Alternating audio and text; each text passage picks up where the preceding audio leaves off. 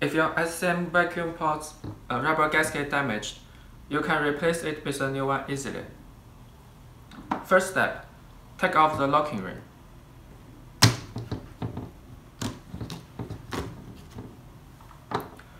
Second step, take off the damaged rubber gasket. Third step, put on a new one.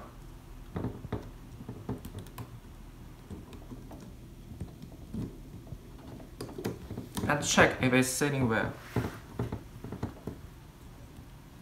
And finally, put on the locking ring.